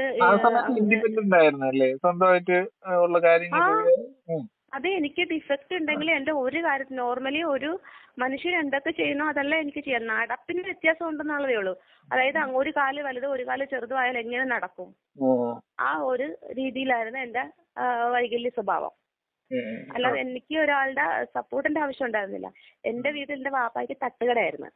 ഈ തട്ടുകട നടത്തുന്ന ഒരു വീട്ടിൽ എന്തുമാത്രം ജോലി ഉണ്ടാവുമെന്ന് നിങ്ങൾക്ക് ഊഹിക്കാം. ഇത് ഫുള്ളും ചെയ്തോണ്ടിരുന്ന ഞാനാണ്. വീട്ടിൽ നിന്നാണ് എല്ലാം പ്രിപ്പറേഷൻ ചെയ്ത് കടയിലേക്ക് കൊണ്ടുപോകണത്. കൊണ്ടുപോകാൻ 2:30 മണിയാകുമ്പോഴത്തേക്ക് ഇതെല്ലാം ഓക്കെ ആക്കി വെക്കണം ഞാനാണ്. അപ്പൊ തന്നെ ആലോചിച്ച് നോക്കാം എനിക്ക് എന്താ പ്രോബ്ലം എന്നുള്ളത്. അപ്പൊ അതിനുശേഷമാണ് അപ്പൊ ആ യാദൃശ്യമായിട്ട് എനിക്കൊരു പ്രപ്പോസൽ വന്നത് വേർഡ് സൈറ്റിലൂടെയാണ് ഈ പ്രപ്പോസൽ എനിക്ക് വന്നത്. അപ്പൊ എന്റെ ഫ്രണ്ട്സ് എല്ലാം കൂടി ഈ സൈറ്റുകളിലൊക്കെ രജിസ്റ്റർ ചെയ്ത് എന്റെ വിവാഹത്തിന് വേണ്ടിയിട്ട്. കാരണം എന്റെ വീട്ടുകാര് അല്ലെങ്കിൽ എന്റെ ബന്ധുക്കള് ചെയ്യേണ്ട കാര്യങ്ങളാണ് അവരേറ്റെടുത്തത്. അവരേറ്റെടുത്ത് അവര് പ്രൊഫൈൽ ക്രിയേറ്റ് ചെയ്ത് അതിലൂടെ കുറെ എൻക്വയറീസ് വന്നു. അതിനുശേഷമാണ് പിന്നെ ഈ പുള്ളിക്കാരൻ വരുന്നത്. അപ്പൊ അതിനകത്ത് ഒരു രസമുണ്ട്. ഒരു പ്രപ്പോസൽ വന്നാൽ അത് കൈകാര്യം ചെയ്യാനും മുന്നിൽ നിന്ന് സംസാരിക്കാനും എനിക്ക് ആരുമില്ലായിരുന്നു. മനസ്സിലായോ? അതിന് ഫസ്റ്റ് കോണ്ടാക്ട് നമ്മുടെ വേണ്ടപ്പെട്ട ആൾക്കാരുടെ നമ്പർ വെക്കുമ്പോൾ സ്വാഭാവികമായിട്ടൊരു പ്രപ്പോസൽ വരുമ്പോൾ, ഒരു പെണ്ണിന് പ്രപ്പോസൽ വരുമ്പോഴത്തേക്കും നമ്മൾ ജസ്റ്റ് എൻക്വയറി ചെയ്യുമ്പോൾ അതിന് നമ്മൾ ഫോളോ അപ്പ് ചെയ്യേണ്ടത് പെൺവീട്ടുകാരാണ്. അങ്ങനെ ഒരു സിസ്റ്റമാണ്. ഒരിക്കലും ആൺവീട്ടുകാർ ഇങ്ങോട്ടേക്ക് വന്ന് പോകില്ല. നമ്മൾ അങ്ങോട്ട് ഫോളോ അപ്പ് ചെയ്തിട്ട് അത് വേണ്ടെങ്കിൽ വേണ്ട, വേണമെങ്കിൽ വേണം, അങ്ങനെയാണ് പോയത്. പക്ഷെ എന്നെ സംബന്ധിച്ച് അങ്ങനെ ഒരു ഫോളോ അപ്പ് ചെയ്യാൻ ആരും ഉണ്ടായിരുന്നില്ല. അവർ കോണ്ടാക്ട് ചെയ്യുമ്പോഴത്തേക്ക് ഒരു ഫോൺ എടുക്കും, കാര്യങ്ങൾ ചോദിക്കാം, ശരി ഓക്കെ, പിന്നെ വേണമെങ്കിൽ അവർ ഇങ്ങോട്ട് വിളിച്ചോണം. അപ്പോഴേക്കും സഹോദരിയുടെ കല്യാണമൊക്കെ കഴിഞ്ഞല്ലേ? കഴിഞ്ഞു. അവര് കല്യാണം കഴിഞ്ഞ് അവര് സെറ്റിലായിരുന്നു. അതൊക്കെ എത്ര വയസ്സിലായിരുന്നു? അവരുടെ വിവാഹം ഏകദേശം ഒരു 10-26 വയസ്സുണ്ടാവും. ആ സമയത്ത് കഴിഞ്ഞ. എന്റെ നേരെ മൂത്തതല്ല, എന്റെ നേരെ മൂത്തതൊരാണായിരുന്നു. അവര് മരിച്ചുപോയി. അതിന്റെ മൂത്താണ് അവര്. അവരുടെ കല്യാണം കഴിഞ്ഞു. ആ സമയത്തൊക്കെ അവരുടെ 2001 2 മറ്റാണ്ടായിരുന്നു അവരുടെ കല്യാണം. അപ്പൊ നിങ്ങളുടെ വീട്ടുകാർ തന്നെ തീരുമാനിച്ചു വെച്ചിരുന്നു ഇത് എന്തായാലും കല്യാണം കഴിപ്പിച്ചിടാൻ കൊള്ളാത്ത ഒരു സാധനമാണെന്ന്? അങ്ങനെ പറയുന്നത് കുഴപ്പമില്ലല്ലോ, അങ്ങനെ ചിന്തിച്ചു വെച്ചു? എനിക്കൊരു കുഴപ്പമില്ല. അതെ അതെ, തീർച്ചയായിട്ടും. അത് കണ്ട്, കാരണം എന്നെ ഇരുത്തിക്കൊണ്ട് തന്നെ പല അവരുടെ ഉള്ളിലുള്ള കാര്യങ്ങൾ എന്നെ ഇരുത്തിക്കൊണ്ട് തന്നെ പലപ്പോഴും എനിക്കത് ഫീൽ ചെയ്തിട്ടുണ്ട്. മനസ്സിലായോ? ഞാൻ എപ്പോഴൊന്നും പ്രതികരിക്കാൻ ആരോടും ഒന്നും പ്രതികരിച്ചിട്ടില്ല. എന്റെ സങ്കടങ്ങളൊക്കെ ഞാൻ മേളിരിക്കുന്ന ഒരാളോടായിരുന്നു പറഞ്ഞോണ്ടിരുന്നത്. ഞാൻ ആരോടും ഒരു പരാതിയോ പരിഭവത്തിന് പോയിട്ടില്ല. അപ്പം ഇങ്ങനെ ഇയാളുടെ ആലോചന വന്നപ്പോൾ അങ്ങനെ ആരും ഹാൻഡിൽ ചെയ്യില്ലാഞ്ഞപ്പോഴത്തേക്കും എന്ത് ചെയ്യും, ഞാൻ തന്നെ സ്വയം ഹാൻഡിൽ ചെയ്യാനായിട്ട് അതങ്ങ് ഏറ്റെടുത്തു കഴിഞ്ഞപ്പോഴത്തേക്കിനും ഇയാള് എന്നോട് കോണ്ടാക്ട് ചെയ്തു. അന്ന് ഞാൻ എറണാകുളത്ത് വർക്ക് ചെയ്തോണ്ടിരിക്കുകയാണ്. അപ്പൊ എന്റെ ഒരു ഫ്രണ്ടിന്റെ കൂടെ അവരുടെ എറണാകുളം പാലാരിവട്ടത്തിൽ ഞാൻ അവരുടെ ഫാമിലിയായിട്ട് താമസിക്കുന്ന അവരുടെ കൂടെ ഞാൻ താമസിക്കുകയാണ്. അപ്പൊ ആ സമയത്ത് ഇദ്ദേഹത്തിന്റെ പ്രപ്പോസൽ വന്നപ്പോ ഞാൻ അവരോട് അപ്പൊ അവരാണ് എനിക്കൊരു സഹോദരൻ എന്ന പോലെ അവരാണ് എന്നെ സപ്പോർട്ട് ചെയ്യുന്നത്. അപ്പൊ അവര് സംസാരിച്ചിട്ട് പറഞ്ഞു നമുക്ക് കാണാം എന്ന് പറഞ്ഞ് എറണാകുളം ചെങ്ങമ്പുഴ പാർക്ക് വെച്ചിട്ട് പുള്ളി എന്നെ കാണാൻ വന്നു. പുള്ളി എന്നെ കാണാൻ വന്നിട്ട് ഫോട്ടോ കണ്ടിട്ടൊക്കെ ഇഷ്ടപ്പെട്ടു. ഒന്ന് കാണാൻ വന്നപ്പോഴത്തേക്കിനും ഫസ്റ്റ് ഞാൻ നടന്നു വന്നപ്പോഴത്തേക്കും കണ്ടു. അങ്ങനെ 5 മിനിറ്റ് സംസാരിച്ച് പുള്ളി അങ്ങ് പോയി കഴിഞ്ഞിട്ട് ഞാൻ പറഞ്ഞു ഇഷ്ടമായാലും ഇഷ്ടമല്ലല്ലോ എന്നോട് തുറന്ന് പറയണം. സിമ്പതിയുടെ പുറത്ത് എന്നോട് ഒരിക്കലും ഒരു സ്നേഹം കാണിക്കരുത് ഞാൻ പറഞ്ഞു. നിങ്ങളുടെ ഉള്ളിലെ ഫീലിംഗ് എന്താണോ അത് കറക്റ്റ് എന്നോട് പറഞ്ഞു. എനിക്ക് സിമ്പതി ആരുടെയും വേണ്ടെന്ന് ഞാൻ പറഞ്ഞു. എനിക്ക് ആരുടെ സിമ്പതി അല്ല വേണ്ട, എനിക്ക് അംഗീകാരമാണ് വേണ്ടതെന്ന് പറഞ്ഞു. അപ്പൊ ഈ പുള്ളി പോയിട്ട് വിളിച്ചിട്ട് പറഞ്ഞു എനിക്കിഷ്ടമായി. പക്ഷെ ഞാൻ പറഞ്ഞു ഇഷ്ടമായി, വേറെ പ്രശ്നമൊന്നും ഇല്ലെന്ന് ചോദിച്ചു. അപ്പൊ അത് എനിക്ക് നടന്ന് കണ്ടപ്പോ എനിക്ക് ജസ്റ്റ് ഒന്ന് ഫീൽ ആയായിരുന്നു. ഉള്ളിൽ പുള്ളി ഉള്ളത് പോലെ പറഞ്ഞു, എനിക്ക് ഫീൽ ആയായിരുന്നു. പക്ഷെ എങ്കിലും എനിക്ക് ഇഷ്ടമാണ് എന്ന് പറഞ്ഞു. ഇഷ്ടമാണ് എന്താ വെച്ചാല് ഞാനത് തീരുമാനിക്കുന്ന കാരണം എന്ന് വെച്ചാല് പുള്ളിക്ക് ഞങ്ങളുടെ ഒരു വിശ്വാസപ്രകാരം അവര് മുജാഹിദുകാരായിരുന്നു. വിശ്വാസപ്രകാരം അവര് പറഞ്ഞു എനിക്ക് നാളത്തെ സ്വർഗത്തിലേക്കുള്ള ഒരു വഴികാട്ടിയാണ് നീ. അതുകൊണ്ടിട്ട് നിന്നെ ഞാൻ എന്റെ ലൈഫിലേക്ക്, പുള്ളിയുടെ സെക്കൻഡ് മാരേജ് എന്ന് ആലോചിക്കണം. അപ്പൊ എന്റെ ഫസ്റ്റ്, പുള്ളിയുടെ സെക്കൻഡ്. ഡിവോഴ്സ് വെച്ചാൽ പുള്ളി ഫസ്റ്റ് അവര് ഈ മുജാഹിദ് പട്ടം സ്വീകരിക്കുന്നതിന് മുമ്പായിട്ട് ഒരു ഇന്റർകാസ്റ്റ് സ്ത്രീനെ ലവ് ചെയ്ത് വിവാഹം കഴിച്ചു. അവര് അവരുടെ എന്താണ് ഇസ്ലാം മതത്തിലേക്ക് വരുന്നില്ല, അവര് വിശ്വാസമായിട്ട് ഇത് പോകാൻ പറ്റുന്നില്ല, അത് കാരണം കൊണ്ടിട്ട് അത് ഡിവോഴ്സ് ആയെന്നായിരുന്നു ഞങ്ങളടുത്ത് പറഞ്ഞിരുന്നത്. മനസ്സിലായോ? അതെ അതെ ഹിന്ദുവായിരുന്നു. അപ്പൊ അതുമല്ല, എനിക്ക് അവരുടെ ഫോട്ടോസും അവരുടെ അഡ്രസ്സും മക്കളുടെ ഡീറ്റെയിൽസും ഒക്കെ എനിക്ക് തന്നപ്പോ സ്വാഭാവികമായിട്ട് നമ്മൾ സംശയിക്കത്തില്ലല്ലോ. അങ്ങനെ എനിക്ക് തന്നു. പക്ഷെ പിന്നെ എന്റെ വീട്ടുകാരായിട്ട് ബന്ധപ്പെടുന്നതിന് മുമ്പ് എന്നോട് പറഞ്ഞു ഞാൻ സജഷൻ പറയട്ടെ ചേച്ചി, എന്താ വെച്ചാൽ നമുക്ക് ഈ കാലിന്റെ പ്രോബ്ലം കുറച്ചും കൂടി സൂപ്പർ സ്പെഷ്യാലിറ്റി ഹോസ്പിറ്റലിൽ കൊണ്ടുപോയാൽ നമുക്ക് ട്രീറ്റ്മെന്റ് ചെയ്ത് മാറിയാലോ എന്ന് പറഞ്ഞു. ഞാൻ പറഞ്ഞു ഒരിക്കലും മാറത്തില്ല, ഇത് ഞങ്ങൾ നോക്കിയിട്ടുള്ളതാണെന്ന് മാറില്ല, എന്നെ ഇങ്ങനെ തന്നെ അക്സെപ്റ്റ് ചെയ്യാൻ പറ്റുമെങ്കിൽ ചെയ്താൽ മതി, അല്ലെങ്കിൽ വേണ്ട വിട്ടേക്കെന്ന് പറഞ്ഞു. അപ്പൊ അതുകൊണ്ടല്ല, എനിക്ക് പ്രശ്നമൊന്നുമില്ല. പക്ഷെ ഇതിനോടകം ഞാൻ എന്റെ സിറ്റുവേഷനുകളും എന്റെ ജീവിതാനുഭവങ്ങളും പുള്ളിയോട് ഷെയർ ചെയ്തിരുന്നു. അപ്പൊ അതുകൊണ്ട് പുള്ളി പറഞ്ഞു ഇതിന്റെ ഈ ഒരു കുറവ് കൊണ്ടല്ലേ നിന്റെ ആൾക്കാരൊക്കെ അവോയ്ഡ് ചെയ്തത്, അവരുടെ മുന്നിൽ നിനക്ക് നല്ല രീതിയിൽ നടന്നു പോകണമെന്ന് ആഗ്രഹമില്ലേ, ഇതുവരെയ്ക്ക് നിനക്ക് അതിന് സപ്പോർട്ട് ചെയ്യാൻ ആളില്ലാത്തത് കൊണ്ടല്ലേ, അപ്പൊ അതുപോലെ അവരുടെ മുന്നിൽ നിന്ന് നല്ല രീതിയിൽ കൊണ്ടു നടക്കണം എന്നൊരു ആഗ്രഹം ഉള്ളത് കൊണ്ടാണ് ഞാൻ പറയുന്നതെന്ന് പറഞ്ഞു. അപ്പൊ ഞാൻ പറഞ്ഞു എനിക്ക് അങ്ങനെ ഹോസ്പിറ്റലിൽ പോകാനുള്ള ഫിനാൻഷ്യൽ ബാക്ക്ഗ്രൗണ്ടും ഇല്ല, ആൾബലവും ഇല്ല എനിക്കെന്ന് പറഞ്ഞു. അതൊക്കെ ഞാൻ നോക്കിക്കൊള്ളാം, നീ അതൊന്നും ഓർക്കണ്ട, നീ വില്ലിങ് ആയാൽ മതി എന്ന് പറഞ്ഞു. അപ്പൊ എന്റെ ഫ്രണ്ട്സ് ഒക്കെ ആയിട്ട് സംസാരിച്ച് അതിന് മുമ്പായിട്ട് വീട്ടിലെ പ്രപ്പോസലിന്റെ കാര്യം സംസാരിച്ച് അപ്പോഴും എന്റെ വാവിച്ചിക്കൊക്കെ സംശയമായിരുന്നു. കാരണം എത്രയായ ഒരാള്, ഇത്രയും പുള്ളി വലിയ എഡ്യൂക്കേറ്റഡ് ആയിട്ടുള്ള ഒരാളാണ്. പിന്നെ അതുമല്ല പുള്ളി ഹെൽത്ത് ബേസ് നല്ല എന്താ പറയാ ഹാൻസം ആണ് ആള്. അങ്ങനെ ജോലിയൊക്കെ അവർക്ക് സ്വന്തമായിട്ട് ഷോപ്പാണ്. അപ്പൊ അതൊക്കെ അപ്പൊ അങ്ങനെ ഒരാൾ എന്തിന് എന്നെ പ്രപ്പോസ് ചെയ്യുന്ന അങ്ങനെ ഒരു ഡൗട്ട് അവർക്കുണ്ടായിരുന്നു. അപ്പൊ ആ ഡൗട്ട് ക്ലിയർ ആയത് എന്താന്ന് വെച്ചാല് ഈ എന്റെ കാലിന് വേണ്ടിയിട്ട് പുള്ളി തന്നെ മറ്റേ വെല്ലൂർ ഹോസ്പിറ്റലിൽ സജസ്റ്റ് ചെയ്ത് പുള്ളി തന്നെ ഡോക്ടറെ ബുക്ക് ചെയ്ത് ഡോക്ടറെ കൺസൾട്ട് ചെയ്യാനായിട്ട് എന്റെ ഫാമിലിക്കൊപ്പം എന്റെ ഫ്രണ്ട്സിന്റെ ഒപ്പം പുള്ളി വന്നു. അങ്ങനെ എന്തായാലും അവിടെ ചെന്നു ഡോക്ടറായിട്ട് കൺസൾട്ട് ചെയ്തപ്പോൾ ഡോക്ടർ പറഞ്ഞു ഇത് നമുക്ക് സർജറി ചെയ്ത് ശരിയാക്കാം, കുഴപ്പമില്ല എന്ന് പറഞ്ഞു. ഉം. ഉം. അപ്പൊ കുഴപ്പമില്ല എന്ന് പറഞ്ഞപ്പോ എനിക്ക് വിശ്വസിക്കാൻ പറഞ്ഞു. ഞാൻ പറഞ്ഞു സാറേ എനിക്ക് പുള്ളിയുടെ അർത്ഥ മലയാളിയാണ്, എങ്കിലും നമുക്ക് പറയണ ഇംഗ്ലീഷ് ഹിന്ദിയാണ് നമുക്ക് മനസ്സിലാവും പറയണത്. അപ്പൊ ഞാൻ പറഞ്ഞു സാറേ എനിക്ക് എന്തായാലും ഇത്രയും വർഷമായി ഞാൻ ഈ ഡിഫക്റ്റുമായിട്ട് അക്സെപ്റ്റ് ചെയ്തു, പക്ഷെ എങ്കിലും എനിക്ക് ഈ കാലിലെ സപ്പോർട്ട് ഇല്ലാതെ നടന്നാൽ മതി, ഈ ഡിഫക്റ്റ് ഉണ്ടായിക്കോട്ടെ. കാരണം എനിക്ക് ഈ സപ്പോർട്ട് ഇടുന്ന കൊണ്ടിട്ട് ഒരു ബസ് യാത്ര ചെയ്യുമ്പോഴോ അല്ലെങ്കിൽ അതുപോലൊരു സദസ്സിൽ ഇരിക്കുമ്പോഴോ കാല് മടക്കിയിരിക്കാൻ പറ്റും, കാല് നീണ്ടേ ഇരിക്കത്തുള്ളൂ. ടൂ വീലറിലൊക്കെ യാത്ര ചെയ്യുമ്പോഴും കാല് അത് മറ്റുള്ളവർക്ക് ഡിസ്റ്റർബൻസ് ആണ്. അപ്പൊ അതുകൊണ്ട് ഞാൻ പറഞ്ഞു സാർ എനിക്ക് ഈ സപ്പോർട്ട് ഇല്ലാതെ നടന്നാൽ മതി, ഞാൻ എനിക്ക് ഡിഫക്റ്റ് ഉണ്ടാക്കിക്കോട്ടെ, കുഴപ്പമില്ല. പറഞ്ഞു ഇല്ല നിങ്ങൾക്ക് നടക്കാൻ പറ്റും, കുഴപ്പമില്ല, ഓക്കെ എന്ന് പറഞ്ഞു. അയാൾ 100% ഉറപ്പ് പറഞ്ഞു എൻ്റെ അടുത്ത്. സത്യം പറഞ്ഞാൽ ഞാനും ഉമ്മായും പുള്ളിയും കരഞ്ഞു പോയി അത് കേട്ടപ്പം. ഇപ്പോഴും ഞാൻ പറയുന്നു പുള്ളിയുടെ ഭാഗത്ത് തെറ്റില്ല എന്ന് ഞാൻ ഇപ്പോഴും പറയുന്നേ. എനിക്ക് എന്റെ ഫാമിലിക്കാരെല്ലാവരും പുള്ളിനെ കുറ്റം പറഞ്ഞാലും ഞാൻ ഇപ്പോഴും പറയും പുള്ളി ഓക്കെ ആയിരുന്നു എന്നുള്ളത്. കാരണം ജീവിച്ചത് ഞാനാ, എനിക്കറിയുള്ളൂ. അപ്പൊ അങ്ങനെ മാരേജ് കഴിഞ്ഞിട്ടില്ലല്ലോ അല്ലേ? ഇല്ല കഴിഞ്ഞിട്ടില്ല, ആ സമയത്ത് കഴിഞ്ഞിട്ടില്ല. അങ്ങനെ ഹോസ്പിറ്റലിൽ സർജറി കഴിഞ്ഞു. സർജറി കഴിഞ്ഞിട്ട് പിന്നെ 10-21 ദിവസം കഴിഞ്ഞപ്പോഴാണ് ഹോസ്പിറ്റലിൽ വിട്ട്. നമ്മൾ 7 ദിവസം കഴിഞ്ഞ് ഹോസ്പിറ്റലിൽ വിട്ട്. പിന്നെ ചെക്കപ്പിന് വേണ്ടിയിട്ട് അടുത്തടുത്ത് വരേണ്ട കാരണം കൊണ്ട് അവിടെ തന്നെ റൂം എടുത്ത് നമ്മൾ സ്റ്റേ ചെയ്തു. അപ്പൊ ഇതിനു വേണ്ടി സാമ്പത്തികം അത് പറഞ്ഞില്ല, സാമ്പത്തികം ഇങ്ങനെ കാര്യം ഓക്കെ ആവുമെന്ന് കണ്ടപ്പോഴത്തേക്കും വീട്ടിൽ വന്ന് അന്നേരമാണ് വാപ്പിച്ചൊഴുകുള്ള കാര്യങ്ങളൊക്കെ പറയുന്നത്. അപ്പൊ കാല് റെഡിയാവുമെന്ന് കണ്ടപ്പോൾ വാപ്പിച്ചിക്ക് സന്തോഷമായി. അങ്ങനെ പിന്നെ ഞങ്ങളുടെ ബന്ധുക്കളായിട്ടും നമ്മളുടെ റെസിഡൻസ് അസോസിയേഷൻ അങ്ങനെ കുറെ ആൾക്കാരായിട്ടൊക്കെ ബന്ധപ്പെട്ടപ്പോൾ എല്ലാവർക്കും ഭയങ്കര ഇതായി. കാരണം ഞാനെന്ന് വെച്ചിട്ടുണ്ടെങ്കിൽ എല്ലാവരോടും നല്ല രീതിയിൽ ബിഹേവ് ചെയ്ത് നല്ല കമ്മ്യൂണിക്കേറ്റ് ഉള്ള, അതുകൊണ്ട് തന്നെ എല്ലാവർക്കും നമ്മുടെ ഫാമിലിയുള്ളവരെക്കാട്ടിലും കൂടുതൽ താല്പര്യം പുറത്തുള്ളവർക്കായിരുന്നു. ഞാൻ നല്ല രീതിയിൽ ജീവിച്ച് കാണണം എന്നൊരു ഇത്. അപ്പൊ അതുകൊണ്ട് തന്നെ അവരെല്ലാരും ഒത്തൊരുമിച്ച് നിന്ന് എനിക്ക് ഫിനാൻഷ്യലി എനിക്ക് എന്നെ കുറെ സപ്പോർട്ട് ചെയ്ത് ഒരു 2-3 ലക്ഷത്തിന് രൂപയോളം എനിക്ക് അവര് കറക്റ്റ് ചെയ്ത് അങ്ങനെയാണ് ഞാൻ സർജറിക്ക് പോകുന്നത്.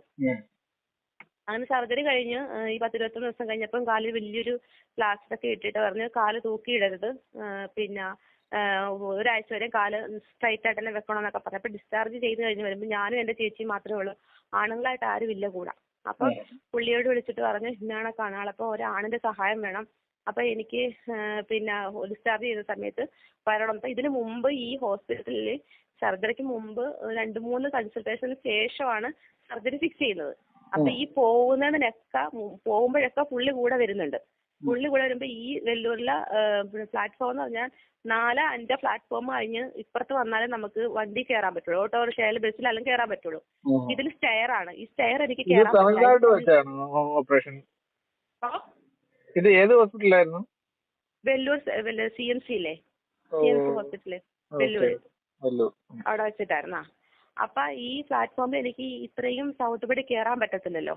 അപ്പൊ പുള്ളി തന്നെ വീൽ ചെയർ എടുത്തോണ്ട് വന്ന് ഇത്രയും പ്ലാറ്റ്ഫോമിൽ എനിക്ക് പുള്ളി തന്നെയാണ് എന്റെ ലഗേജ് എല്ലാം മേടിച്ച് എന്റെ കൈ തന്നിട്ട് എന്റെ ലഗേജ് എന്നെയും വെച്ചിട്ട് പുള്ളി വീൽ ചെയറിൽ തള്ളിയാണ് എന്നെ ഇപ്പറേ കൊണ്ടുവരുന്നത്. അത് കാരണം എനിക്ക് ഒരിക്കലും മറക്കാൻ പറ്റൂല. അതിനുശേഷമാണ് ഈ സർജറി ചെയ്യുന്നത്. അപ്പൊ ഇങ്ങനെ ഡിസ്ചാർജ് ചെയ്യണമെന്ന് പറഞ്ഞു. അപ്പൊ പുള്ളി ഡിസ്ചാർജ് ചെയ്യുന്ന അന്ന് വന്നു എന്നെയും എന്റെ ചേച്ചിയും കൂടി റെയിൽവേ സ്റ്റേഷനിൽ വന്നിട്ട് ഞങ്ങൾ ബുക്ക് ചെയ്ത ട്രെയിൻ വിട്ട് കഴിപ്പിച്ചു. പിന്നെ തൊട്ടടുത്ത പ്ലാറ്റ്ഫോമിൽ നിസാമുദ്ദീൻ വരും ഇന്ന സമയത്താന്ന് പറഞ്ഞു. പിന്നെ അവിടുന്ന് വെപ്രാളം പിടിച്ച് ഇപ്പറേ വന്നതും ട്രെയിൻ വന്നതും ഒരുപോലെയായിരുന്നു. പക്ഷെ എനിക്ക് സ്പീഡ് നടക്കാൻ പറ്റില്ലല്ലോ. ഞാൻ നടന്ന് അങ്ങോട്ട് ചെല്ലുമ്പോൾ ട്രെയിൻ വിട്ടപ്പോ എന്തെന്നറിയാമോ, ഇദ്ദേഹം ഈ 10-25 കിലോ ഉണ്ട് എന്റെ ഈ കാലില് ഈ പ്ലാസ്റ്റർ ഇട്ടേക്കുന്നത് മാത്രം. എന്റെ വെയിറ്റ് വേറെ. ഇത്രയും വെയിറ്റ് ഉള്ള എന്നെ പുള്ളി പൊക്കിയെടുത്ത് കയ്യിലൊരു കുഞ്ഞിനെ കോരി എടുക്കുന്ന പോലെ എന്നെ പൊക്കിയെടുത്ത് ഈ ട്രെയിനിന്റെ ഒപ്പം ഓടി കിറ്റേ കമ്പാർട്ട്മെന്റിൽ എന്നെ സേഫാക്കി കയറ്റുമായിരുന്നു. Cinematic model. അതെ, കയറ്റി അങ്ങനെ. റൊമാൻറ്റിക് എനിക്ക് അപ്പൊ റൊമാൻറ്റിക് ഒന്നും അല്ല ഫീൽ ചെയ്യുന്നത്, കാരണം ആ മനസ്സിന്റെ വലിപ്പം കേൾക്കുന്ന പ്രേക്ഷകർക്ക് ഒരു റൊമാൻറ്റിക് ഫീൽ കൊടുക്കാൻ ഫ്രീ ആയിട്ട്. അങ്ങനെ എന്നെ പിറ്റേ ദിവസമാണ് ഇവിടെ ഞങ്ങൾ എത്തുന്നത്. പിറ്റേ ദിവസം ഇവിടെ എത്തി റെയിൽവേ സ്റ്റേഷനിൽ എത്തി എന്നെ അതേപോലെ തന്നെ സേഫാക്കി വണ്ടിക്കകത്ത് കയറ്റി വിട്ടിട്ടാണ് ആള് പുള്ളിയുടെ വീട് എറണാകുളമാണ്, പുള്ളി തിരിച്ചു പോകുന്നത്. അങ്ങനെ അതിനുശേഷമാണ് കല്യാണത്തിന്റെ കാര്യങ്ങളിലൊക്കെ വരുന്നതൊക്കെ. അപ്പൊ ഈ പുള്ളിയുടെ വീട്ടുകാര് എന്നെ കാണാൻ വരുന്ന സമയത്തൊക്കെ എന്റെ കാലിൽ ഈ പ്ലാസ്റ്റർ ഉണ്ട്. അപ്പോഴ് ഞങ്ങൾ തമ്മിൽ സംസാരിക്കുമ്പോഴെപ്പം ഞാൻ ചോദിക്കുന്നുണ്ട്, നിങ്ങളുടെ വീട്ടുകാരോട് എന്റെ വൈകല്യത്തിന്റെ സ്വഭാവം പറഞ്ഞിട്ടുണ്ടോ? പറഞ്ഞിട്ടുണ്ടോ എന്ന് ചോദിച്ചപ്പോൾ ഉണ്ട് ഉണ്ട്, അതൊന്നും ഓർത്ത് നീ വിഷമിക്കണ്ട, നിനക്ക് ഞാനില്ലേ, ഒരു പ്രശ്നം എനിക്ക് ഉണ്ടാകത്തില്ല. ഞാൻ പറഞ്ഞല്ല, നിങ്ങളുടെ ഫാമിലിക്ക് ഇഷ്ടമല്ലെങ്കിൽ നിങ്ങൾ ഇതിന് വില്ലിങ് ആവരുത്, എല്ലാവരുടെയും സന്തോഷത്തോടു വേണം നമ്മുടെ ജീവിതത്തിലേക്ക് പോകാൻ എന്ന് ഞാൻ പറയുന്നുണ്ടായിരുന്നു. അപ്പൊ അതൊന്നും ഓർത്ത് നീ വിഷമിക്കണ്ട എന്നാണ് പുള്ളി പറഞ്ഞിരുന്നത്. അതിങ്ങനെ ഇവരെന്നെ ഇവരുടെ ഉമ്മയും ബാപ്പയും സഹോദരങ്ങളെല്ലാം കാണാൻ വന്നപ്പോഴൊക്കെ എന്റെ കാലിൽ ഈ പ്ലാസ്റ്റർ ഉണ്ട്. പക്ഷെ ഇവരുടെ വിചാരം എന്നറിയാമോ, ഈ പ്ലാസ്റ്റർ ഊരുന്ന സമയം ഞാൻ ഓക്കെ ആവും എന്നൊരു വിചാരമാണ് അവർക്ക്. അതുകൊണ്ടാണ് അവർ ആ വിവാഹത്തിന് സമ്മതിച്ചത്. എന്നിട്ട് ഈ 41 ദിവസം കഴിഞ്ഞിട്ട് ഞാൻ ഹോസ്പിറ്റലിൽ ചെന്നു. ഹോസ്പിറ്റലിൽ ചെന്ന് ഈ കാലില ഇത് ഊരിക്കഴിഞ്ഞിട്ടും എനിക്ക് കാലിനകത്ത് വലിയ മാറ്റം ഫീൽ ചെയ്യുന്നില്ല. കുറച്ച് പൊങ്ങിയിരുന്ന എന്റെ മുട്ട് ഭാഗം സ്ട്രൈറ്റ് ആയിട്ട് അങ്ങ് താന്നു എന്നുള്ളതല്ലാതെ എനിക്ക് പഴയതുപോലെ തന്നെ എന്റെ കാല് ഫീൽ ചെയ്യുന്നത്. അപ്പൊ എനിക്ക് പകുതി ഞാൻ ചത്തവട. കാരണം ഇയാള് 100% എനിക്ക് ഉറപ്പ് തന്നിട്ടാണല്ലോ ഞാൻ ഇത്രയും ഇനിഷ്യേറ്റീവ് എടുത്ത് റിസ്ക് എടുത്ത് ഞാൻ ഇത് ചെയ്തത്. അപ്പൊ എന്ന് വെച്ചാൽ എന്റെ കാല് മുട്ടിന്റെ മുകളിലുള്ള എല്ല് ഒരു പീസ് കട്ട് ചെയ്തു. കട്ട് ചെയ്തിട്ട് അതിന്റെ അകത്ത് ഒരു കമ്പി ഇട്ടേക്കുക, എൽ ഷേപ്പിൽ ഒരു കമ്പി ഇട്ടേക്കുക, ലൈഫ് ലോങ് ഇടണ്ടേ അത്. അപ്പൊ എന്താ സംഭവിച്ചാൽ എന്റെ കാല് ഒന്നും കൂടി ഷോർട്ടായി. അപ്പൊ നടപ്പിന് പഴയതിനേക്കാളും കുറേയും കൂടി വൃത്തികേടായി. അപ്പൊ പുറത്തും കമ്പി അകത്തും കമ്പിയായി. പിന്നെ ഡോക്ടറിന്റെ ലാസ്റ്റ് ചെക്കപ്പ് ചെയ്തപ്പോ ഡോക്ടർ ഇത്രയേ ഉള്ളൂ, ഇനി നിങ്ങൾ ഫിസിയോതെറാപ്പി എന്നാലേ അത് ശരിയാവത്തുള്ളൂ. വെറുതെ ഞാൻ അവിടെ ഫസ്റ്റ് ഭംഗിയായി ചീറ്റ് ചെയ്യപ്പെട്ടു. എന്റെ 2-3 ലക്ഷം രൂപ അവിടെ പോയി. അതിനുശേഷമാണ് ഇവര് പിന്നെ നിക്കാഹിന് ശേഷം ഈ കാലിലെ പ്ലാസ്റ്റർ റിമൂവ് ചെയ്തിട്ട് വീട്ടുകാരെന്നെ കണ്ടിട്ടില്ല. റിമൂവ് ചെയ്തിട്ട് എന്നെ കാണുന്ന നിക്കാഹിന്റെ സമയത്താണ്. നിക്കാഹിന്റെ സമയത്ത് നിക്കാഹ് വേറെ കല്യാണം വേറെ ആയിട്ടായിരുന്നു, ഫംഗ്ഷൻ വേറെ ആയിട്ടായിരുന്നു. നിക്കാഹിന്റെ സമയത്ത് ഞാൻ മേളിൽ നിന്ന് താഴ്ത്തുന്ന മുകളിലോട്ട് കയറിയ സമയത്താണ് ഇവരുടെ ഫാമിലി ഫുള്ള് എന്നെ കാണുന്നത്. അപ്പൊ അവർക്കൊക്കെ ഭയങ്കര ഷോക്കായി പോയെന്ന്. അവര് വിചാരിച്ചു നല്ല രീതിയിൽ നടക്കുമെന്നാണ് അവര് വിചാരിച്ചെന്ന് പറഞ്ഞു. പക്ഷെ നിക്കാഹ് വരെ കൊണ്ട് എത്തിച്ച സ്ഥിതിക്ക് അവർക്ക് പിൻവാങ്ങാൻ പറ്റത്തില്ലല്ലോ. ഇതൊക്കെ ഞാൻ പിന്നീടാണ് അറിയുന്നത്. എന്നിട്ട് നിക്കാഹ് എന്ന് വെച്ചാല് പുള്ളി പറഞ്ഞത് ഇപ്പം ഡിവോഴ്സിന്റെ കോടതിയിൽ നിന്നുള്ള പേപ്പർ കൈ കിട്ടിയിട്ടില്ല, ഡിവോഴ്സായി, പേപ്പർ കൈ കിട്ടിയിട്ടില്ല. നമുക്ക് പേപ്പർ കൈ കിട്ടിയെങ്കിൽ മാത്രമേ നമുക്ക് ലീഗൽ രജിസ്ട്രേഷൻ നടക്കത്തുള്ളൂ. പിന്നെ മഹൽ രജിസ്ട്രേഷൻ എന്ന് പറഞ്ഞാൽ അവര് മുജാഹിദും ഞങ്ങൾ സുന്നി ആയത് കാരണം കൊണ്ടിട്ട് അതിന്റെ ഒരു പ്രശ്നം ഉള്ളതുകൊണ്ട് അവര് തന്നെ ഉസ്താദിനെ കൊണ്ടുവന്നിട്ട് പീറ്റ് ചെയ്ത് നിക്കാഹ് ചെയ്യാം എന്നുള്ള എഗ്രിമെന്റ് ആയിരുന്നു. അപ്പൊ ഞങ്ങളുടെ ഇവിടുന്ന് പോയ ആൾക്കാരൊക്കെ ഇവരുടെ ഫാമിലി ബാക്ക്ഗ്രൗണ്ടും കാര്യങ്ങളൊക്കെ കണ്ടപ്പോഴത്തേക്കിനും ഇവരുടെ പെരുമാറ്റമൊക്കെ കണ്ടപ്പോഴത്തേക്കും എല്ലാവരും നല്ല രീതിയിൽ അങ്ങ് വിശ്വസിച്ചു. ഇവര് നല്ല ജെന്യുവൻ ആണ്, അങ്ങനെയാണ്. പിന്നെ അല്ല ഫിനാൻഷ്യലി അവർ നല്ല ഹൈ പൊസിഷൻ ആയിരുന്നു. അപ്പൊ എല്ലാരും വിശ്വസിച്ച് അങ്ങനെയാണ് ഈ കല്യാണം നടന്നത്. കല്യാണം നടന്നു 3-ാം പക്കമായിരുന്നു എന്റെ ഫംഗ്ഷൻ. കല്യാണം കഴിഞ്ഞ അപ്പൊ തന്നെ ഞാൻ അവരുടെ വീട്ടിൽ ചെന്നു. അല്ല ഒരാഴ്ച വരെയും കുഴപ്പമില്ലായിരുന്നു. ഒരാഴ്ച വരെ ഞങ്ങള് നല്ല സന്തോഷത്തിലും കാര്യങ്ങളൊക്കെ ആയിരുന്നു. ഒരാഴ്ച കഴിഞ്ഞ് ഞങ്ങൾ ഇങ്ങനെ കെട്ടിക്കൊണ്ട് പോയ വീട് വിറ്റിട്ട് പുതിയൊരു വീട്ടിലേക്ക് ഞങ്ങൾ പോവാം. അവിടെ നിന്നാണ് പ്രശ്നങ്ങൾ സ്റ്റാർട്ട് ചെയ്യുന്നത്. അപ്പൊ ഇദ്ദേഹത്തിന്റെ ഉമ്മ ആ വീട് സെയിലായിരുന്നു. അവരത് വിറ്റു. അവരത് വിറ്റു. വിൽക്കാൻ വെച്ചേക്കുമായിരുന്നു. അത് വിറ്റിട്ടേക്കുമായിരുന്നു. Full amount കൈപ്പറ്റിയിട്ടുണ്ടല്ലോ, വിറ്റിട്ടേക്കുമായിരുന്നു. എന്നിട്ട് വേറൊരു വീട് ഓൾറെഡി അത് വാങ്ങിച്ചിടുകയും ചെയ്തു. അപ്പൊ ആ വീട്ടിലേക്കാണ് എന്നെ പോയി ചെന്നതിന് ശേഷമാണ് പ്രശ്നങ്ങൾ സ്റ്റാർട്ട് ചെയ്യുന്നത്.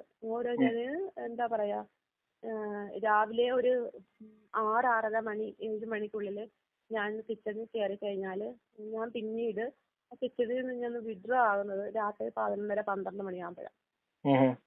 അതുവരെ എന്റെ കാലിൽ ഈ കമ്പി ഇങ്ങനെ കിടക്കും.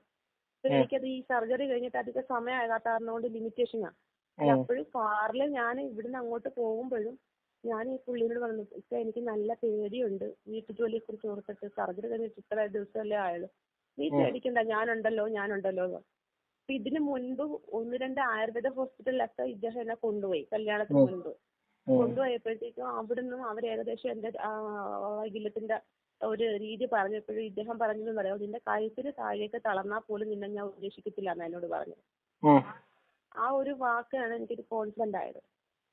അങ്ങനെ പിന്നെ ഞാൻ എപ്പോഴും ഇങ്ങനെ പറഞ്ഞു. അപ്പം പക്ഷെ അവിടെ ചെന്നതിന് ശേഷം ഈ പറഞ്ഞ പോലെ എനിക്കെന്താ ജോലി തുമ്പിയെ കൊണ്ട് കല്ലെടുപ്പിക്കുന്ന ഒരു ലെവലിലേക്കാണ് പറയാം. അതാണ് രണ്ടാമത്തെ ഏറ്റവും മുകളിൽ, രണ്ടാമത്തെ നിലയിൽ ഞങ്ങളുടെ ബെഡ്റൂം. അതിന്റെ മുകളിൽ വാഷിംഗ് മെഷീൻ വെച്ചിട്ട് അവിടെ നിന്ന് വേണം തുണി കഴുകിയിട്ട് അതിന്റെ മുകളിൽ കൊണ്ട് വേണം ഞാൻ ഈ തുണി വിരിക്കാനായിട്ട്. അതുപോലെ തന്നെ പൊടി നമ്മള് അവിടെ വീട്ടില് ആരൊക്കെ ഉണ്ടായിരുന്നു? വാപ്പ, ഉമ്മായും ഇദ്ദേഹവും, 2 സഹോദരിമാരുണ്ട്. ഒരാൾ പിന്നെ അടിമാലിയിൽ, ഒരാൾ വൈക്കത്തുമാണ്. മൂത്ത ആൾ അഡ്വക്കേറ്റാണ്. പക്ഷെ ഇവര് അവിടെ ആണെങ്കിൽ ഇവര് ഒരാള് ഒരാഴ്ച വന്നാല് അയാൾ പോകുമ്പോ അടുത്ത ആൾ അടുത്ത ആഴ്ച വരും. അങ്ങനെയാണ്. അവരൊക്കെ നല്ല എങ്ങനെയായിരുന്നു നിങ്ങളോടുള്ള പെരുമാറ്റം?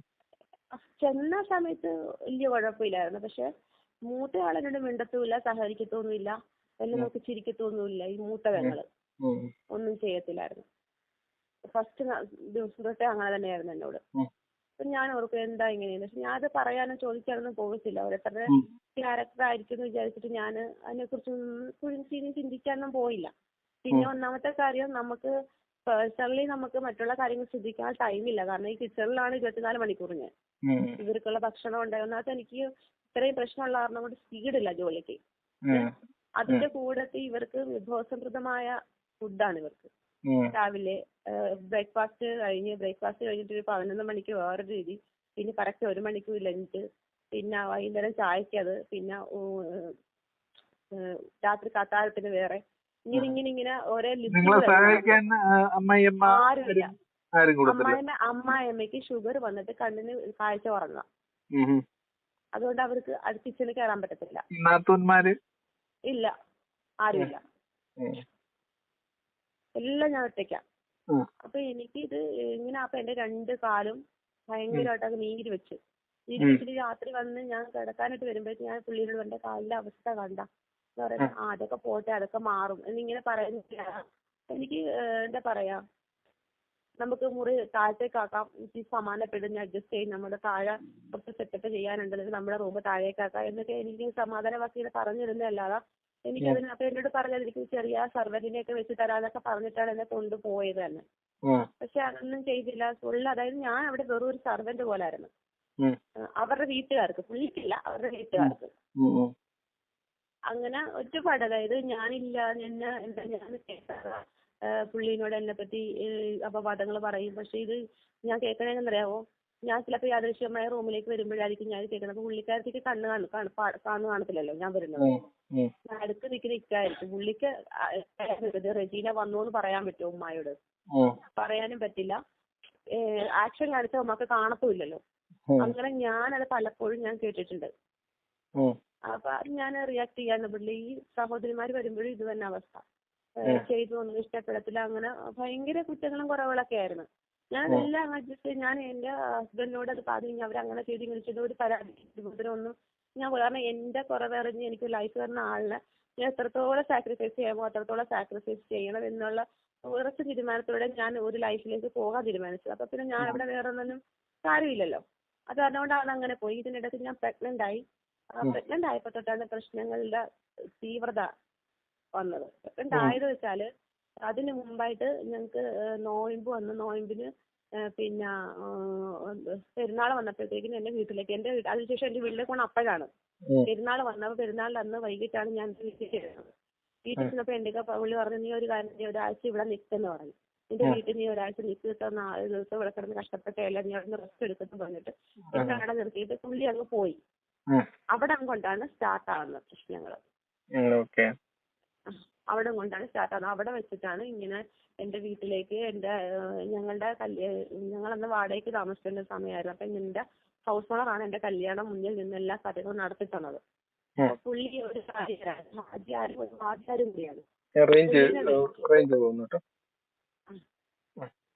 ഇപ്പൊ കേൾക്കാവോ? പുള്ളി ഒരു ഹാജിയാരും ഒരു വാദിയാരും കൂടിയാണ്. അപ്പൊ പുള്ളീനെ വിളിച്ചിട്ട് ഈ ഡ്രൈവറുടെ മൂത്ത പെങ്ങൾ അഡ്വക്കേറ്റ് ഞാൻ ചെയ്യാത്ത ഒരുപാട് കാര്യങ്ങൾ, അതായത് ഞാൻ രാവിലെ എഴുന്നേക്കത്തില്ല, ഉമ്മായും പപ്പായും നോക്കത്തില്ല, ഭക്ഷണങ്ങൾ സമയത്ത് കൊടുക്കത്തില്ല, നോമ്പ് സമയത്ത് അവരെ ഞാൻ പട്ടിണിക്കിട്ട്, അങ്ങനെയുള്ള കുറെ റീസർച്ചുകളൊക്കെ എന്റെ വീട്ടിലേക്ക് ഇവരുടെ വീട്ടിൽ ഈ സാറിന്റെ വീട്ടിലോട്ട് വിളിച്ച് ഒരു കംപ്ലൈന്റ് പറയാൻ തുടങ്ങി. ഞാൻ ഓരോന്നിങ്ങനെ കേൾക്കുമ്പോൾ ഞാൻ ഇങ്ങനെ അപ്സെറ്റ് ആയിപ്പോ. തമ്പുരാൻ, ഞാൻ മനസ്സാ വാചാ അറിയാൻ മേലാത്ത കാര്യങ്ങളാണല്ലോ ഇവരിങ്ങനെ പറയുന്നത്. എന്റെ പ്രൂഫ് ഇല്ല കാണിക്കാനായിട്ട്. മനസ്സിലായോ? അങ്ങനെ പ്രശ്നമായപ്പോ പുള്ളി എന്നെ വിളിച്ചോണ്ട് ഒരു വെള്ളിയാഴ്ച തിരിച്ചു വന്നതിനെ കൂട്ടിക്കൊണ്ട് പോകുന്ന സമയത്ത് സാറുമായിട്ട് ഇടപെട്ട് പറഞ്ഞു ഇങ്ങനെ സംഭവം. അപ്പൊ പുള്ളിയും പറയുന്നു ഞാൻ അങ്ങനെ ചെയ്തു ഇങ്ങനെ ചെയ്തു എന്നൊക്കെ പുള്ളി അവരുടെ സൈഡ് നിന്നിട്ട് പുള്ളി സംസാരിക്കുന്നത്. സംസാരിച്ച് അപ്പൊ അന്ന് ആ സമയത്ത് എനിക്ക് പ്രഗ്നൻസിയുടെ ലക്ഷണങ്ങളുണ്ടായിരുന്നു. എനിക്ക് ഭയങ്കരമായിട്ടും ബുദ്ധിമുട്ടുണ്ടായിരുന്നു. അപ്പൊ പ്രഗ്നന്റ് ആണെന്നുള്ളത് ഡിക്ലെയർ ആയിട്ടില്ല. തിരിച്ച് ഞങ്ങൾ വണ്ടിയിൽ അങ്ങ് പോയിക്കൊണ്ടിരുന്നപ്പോഴത്തേക്ക് ഇടയ്ക്ക് ഞാൻ എനിക്ക് വൊമിറ്റ് ചെയ്യണമെന്ന് പുള്ളി വണ്ടി നിർത്തി. അങ്ങനെ ഞാൻ വൊമിറ്റ് ചെയ്തു. കഴിഞ്ഞപ്പോഴത്തേക്ക് എന്റെയൊക്കെ പറഞ്ഞു നീ ക്ഷമിക്ക്, എനിക്ക് അവരെയും കളയാൻ പറ്റത്തില്ല നിന്നെയും കളയാൻ പറ്റത്തില്ല എന്നൊക്കെ ഇങ്ങനെ കുറെ കാര്യങ്ങൾ ഇങ്ങനെ എന്നോട് അവിടെ ഇവിടെയും തൊടാത്ത രീതിയിൽ കുറെ സംസാരങ്ങൾ. മനസ്സിലായോ? അപ്പോഴും എനിക്ക് എന്റെ സ്വഭാവം വെച്ച് എന്താണെന്നറിയാമോ, എന്റെ മനസ്സിൽ എന്തെങ്കിലും തോന്നിയിട്ടുണ്ടെങ്കിൽ ഞാൻ അത് തുറന്നു പറയും. അത് ഞാൻ ഇങ്ങനെ ഹൈഡ് ചെയ്ത് വെച്ചിട്ട് എനിക്ക് ചിരിച്ച് കളിച്ച് സന്തോഷിച്ച് കാണിക്കാൻ അറിയത്തില്ല. ആരെ സ്നേഹിക്കാനും അറിയത്തില്ല. ഞാൻ ഉള്ളിലുള്ളത് എനിക്ക് എന്താണോ ഫീൽ ആയത് ആ ഫീൽ ഞാൻ നിങ്ങൾ എന്നോട് ഇങ്ങനെ പറഞ്ഞില്ലേ ചെയ്തില്ലേ എന്നുള്ളത് സിറ്റുവേഷൻ വരുമ്പോ ഞാൻ അത് പറയും. അതുവരെ ഞാൻ ഒരു ഗ്യാപ്പ് ആയിരിക്കും അവരുമായിട്ട്. അങ്ങനൊരു സ്വഭാവം എനിക്കുണ്ട്.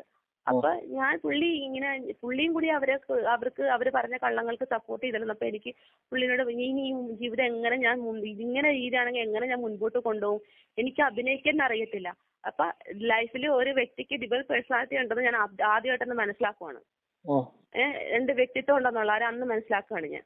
അങ്ങനെ വീട്ടിൽ കൊണ്ടുവന്ന് തിരിച്ചു വീട്ടിൽ ഞാൻ എന്തെല്ലാം കഴിഞ്ഞൊക്കെ മറക്ക് പോട്ടെ എന്നൊക്കെ പറഞ്ഞ് എന്നെ വീട്ടിൽ കൊണ്ടുവന്ന ശേഷം പിറ്റേ ദിവസം പ്രഗ്നൻസിയുടെ കിറ്റ് വാങ്ങിച്ചുകൊണ്ടാണ് ഞാൻ പോയത് വീട്ടിൽ നിന്ന്. പോയപ്പോ ഫസ്റ്റ് രാവിലെ തന്നെ ടെസ്റ്റ് ചെയ്തപ്പോഴത്തേക്കും പോസിറ്റീവാണ് കാണിച്ചത്. അപ്പൊ എന്റെയൊക്കെ പറഞ്ഞു പോസിറ്റീവാണ്, പിന്നെ നീ ഇത് നിന്റെ വീട്ടിലും പറയണ്ട എന്റെ വീട്ടുകാരോടും പറയണ്ട, ഞാനായിട്ട് എന്നെ പറഞ്ഞോളാം, നീ ആയിട്ട് പറയണ്ടെന്ന്. അപ്പൊ പുള്ളി എന്ത് ചെയ്യണ്ടെന്ന് പറയുന്നോ അത് ഞാൻ ചെയ്യത്തില്ല. പുള്ളിയുടെ വാക്കിനപ്പുറം ഇപ്പുറം ഞാൻ പോയിട്ടില്ല. ആ ലെവലിലാണ് ഞാൻ ജീവിച്ചത്. അപ്പൊ ഞാൻ പുള്ളി പറഞ്ഞ കാരണം കൊണ്ട് ഞാൻ അതുപോലെ ഞാൻ നിന്നു. പക്ഷെ എന്നിട്ട് പുള്ളി നേരെ കടയിലേക്ക് പോയി കുറച്ച് കഴിഞ്ഞപ്പോഴത്തേക്കിനോണ്ട് ഭയങ്കര ബഹളം വാതിക്കല്. എന്താണെന്നറിയത്തില്ല. അപ്പോൾ പറയുന്നു സുധീറിന്റെ കൊച്ചല്ലായിരിക്കും അത്, അതുകൊണ്ടല്ലേ ഞങ്ങളോട് പറയാഞ്ഞത്. അവരുടെ മകന്റെ കൊച്ചാരിൽ നിന്ന് എന്റെ വയറ്റിൽ കിടക്കുന്നത്. അതുകൊണ്ടാണ് ഞാൻ അവരോട്, അതായത് പുള്ളി കടയിൽ ചെയ്തിട്ട് എന്ത് ചെയ്ത്, പുള്ളിയുടെ രണ്ടാമത്തെ പെങ്ങളോട് വിളിച്ചു പറഞ്ഞു ഞാൻ പ്രഗ്നന്റാണ്. പെങ്ങൾ എന്ത് ചെയ്ത് അപ്പൊടുത്ത പെങ്ങളും വെച്ചിട്ട് അങ്ങനെ വിളിച്ചു പറഞ്ഞു. അപ്പൊ അവര് പറയും എന്തുകൊണ്ട് ഞങ്ങളെ അറിയിച്ചില്ല. ഞാനവിടെ നിരപരാധിയാ. അപ്പൊ അവര് പറയുന്നത് ഞാൻ പറഞ്ഞിട്ടാണ് അങ്ങനെ ഇവിടെ പറയണ്ടാന്ന്, അവരുടെ ആ വീട്ടുകാരോട് പറയണ്ടെന്ന് ഞാൻ പറഞ്ഞോന്നു. ആ ലെവലിലേക്ക് അങ്ങനെ ഈ നിസ്സാരമായ കാരണങ്ങൾ പറഞ്ഞ് ഇങ്ങനെ പോയി ഡെയിലി പ്രശ്നമാണ്. ഞങ്ങൾ തമ്മിലൊന്നും ഒരുമിച്ച്, അതായത് ഞങ്ങളുടെ വിവാഹം കഴിഞ്ഞ 3 മാസം ഞാൻ ജീവിച്ചുള്ളൂ. 3-3.5 മാസം ഞാൻ അദ്ദേഹത്തിന്റെ ഒപ്പം ജീവിച്ചുള്ളൂ. ഈ 3-3.5 മാസത്തിലിടയ്ക്ക് എനിക്ക് മെമ്മറി സൂക്ഷിക്കാൻ നല്ല ഓർമ്മകളൊന്നും ഉണ്ടായിട്ടില്ല. കാരണം ഞങ്ങൾക്ക് മാത്രമായിട്ട് സ്പെൻഡ് ചെയ്യാനായിട്ട് നൈറ്റ് അല്ലാതെ ഒരു സമയവും ഉണ്ടായിട്ടില്ല. അതിനുള്ള സാഹചര്യം ഇവർ തരത്തില്ല. ഞങ്ങൾക്കൊന്ന് വെളിയിൽ പോകാനോ അല്ലെങ്കിൽ കുറച്ചു നേരം വീട്ടിലുണ്ടെങ്കിൽ തന്നെ ഒരുമിച്ചിരുന്ന് സംസാരിക്കാനോ ഒന്നുള്ള ടൈം ഒന്നും ഇവർ തരത്തില്ല ഞങ്ങൾക്ക്. 24 മണിക്കൂറും ഇങ്ങനെ സുനീറേ എന്ന് പറഞ്ഞ് ഇവരിങ്ങനെ കൂവിക്കൊണ്ടിരിക്കും. കാരണം എന്റെ അടുത്താണോ എന്നറിയാനായിട്ട്.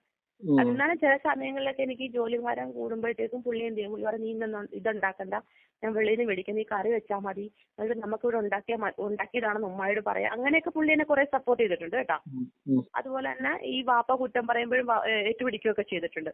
ഏറ്റുപിടിച്ച് പറഞ്ഞ് ഇങ്ങനെ എന്നെ സ്വസ്ഥമായി ജീവിപ്പിച്ചില്ലെങ്കിൽ പുള്ളിയുടെ മൂത്താപ്പയുടെ മകൻ ഇറങ്ങിപ്പോയതുപോലെ ഭാര്യയും കൊണ്ട് ഇറങ്ങിപ്പോയാൽ ഞാനും ഇറങ്ങിപ്പോകും എന്നൊക്കെ പറഞ്ഞു. ഇങ്ങനെയൊക്കെ പറഞ്ഞപ്പോ ഇവർക്കത് ഫീലായി. എന്നെയും വിളിച്ചുകൊണ്ട് ഇറക്കി പോയാലോ, മകൻ അങ്ങ് പോയി കഴിഞ്ഞാൽ ഇവർക്ക് മകൻ ഇല്ലാതാകത്തില്ലേ, അങ്ങനെയുള്ള ലെവലിലേക്കൊക്കെ വന്നു. ഈ പുള്ളിക്കാരന്റെ ഫാദർ എങ്ങനെയായിരുന്നു, സപ്പോർട്ടായിരുന്നോ?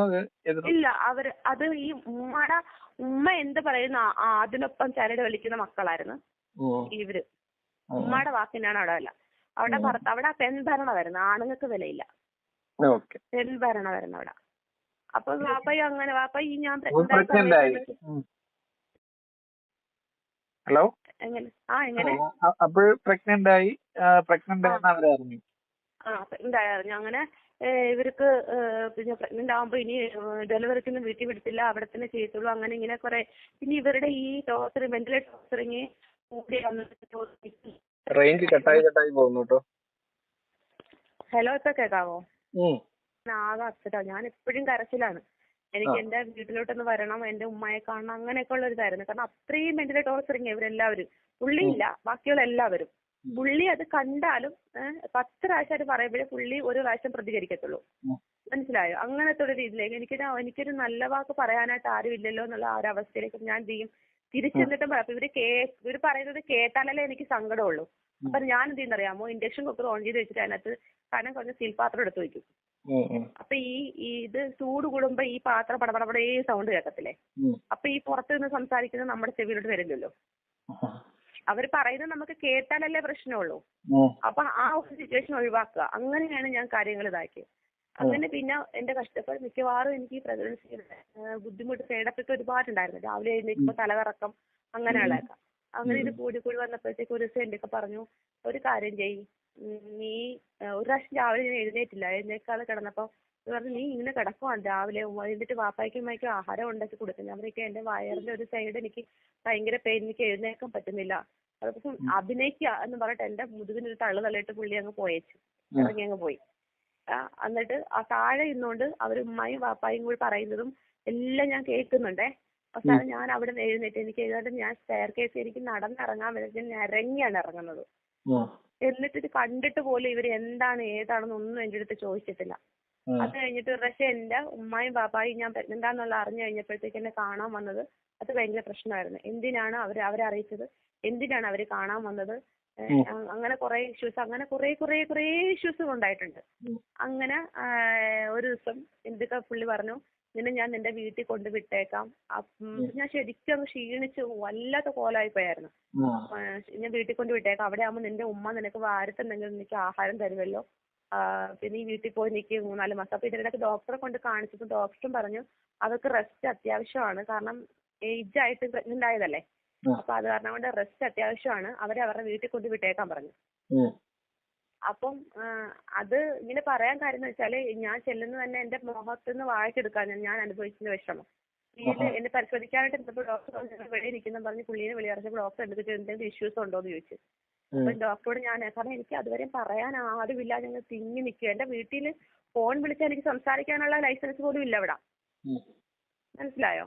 അപ്പൊ ഞാൻ ഡോക്ടറോട് ഇങ്ങനെ കരഞ്ഞോണ്ട് ഞാൻ എന്റെ കാര്യങ്ങളൊക്കെ പറഞ്ഞു. ഡോക്ടർ പറഞ്ഞു അയാൾ വരട്ടെ, ഞാൻ സംസാരിക്കില്ല സാറേ, ഡോക്ടറെ ഞാൻ പറഞ്ഞതൊന്നും പറയില്ലേ, പറഞ്ഞാൽ അതിനൊരു പ്രശ്നമാവുമെന്ന് പറഞ്ഞു. ഡോക്ടർ ഇല്ല, ഞാനത് കൈകാര്യം ചെയ്തോളാം എന്ന് പറഞ്ഞിട്ടാണ് ഡോക്ടർ പറഞ്ഞു ഇവർക്ക് ബോഡി വീക്കാണ്, ഇവർക്ക് റെസ്റ്റ് വേണം, ബോഡി ഫുള്ള് ബെഡ് റെസ്റ്റ് വേണം, നിങ്ങൾ ഇവരെ വീട്ടിൽ കൊണ്ട് വിട്ടേക്കാൻ പറഞ്ഞു. എന്നിട്ട് അത് പറഞ്ഞ് ഞങ്ങൾ അതും കണ്ടിട്ട് തിരിച്ചു വന്നെന്ന് ഇവരോട് പറഞ്ഞിട്ട് സ്കാൻ ചെയ്യണമെന്നും പറഞ്ഞു. അപ്പോൾ ഉടനെ ഇവര് പറഞ്ഞു സ്കാൻ ചെയ്യാൻ പറ്റത്തൊന്നുമില്ല, എന്റെ കാലത്തോടെ സ്കാൻ ചെയ്തിട്ടൊന്നുമില്ല, സ്കാൻ ചെയ്യുന്ന കൊച്ചിന് കേടാണ്, അങ്ങനെയാണ് ഇങ്ങനെ സ്കാൻ ചെയ്യാൻ സമ്മതിച്ചില്ല അവര്.